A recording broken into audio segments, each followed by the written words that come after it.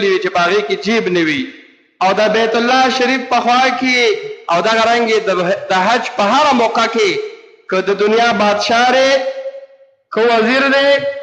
که غریب دی که مالدار دی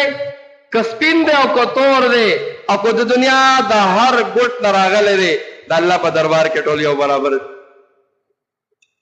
نو د حج دا سفر دا موږ او تاسو ته او دا غرانګي حج کوونکو ته یو پیغام د دې خبرې ورکوي. څنګه چې تا کلی وطن پرېښودو، څنګه چې تا بچي پرېښودل، څنګه چې تا کاروبار پرېښودو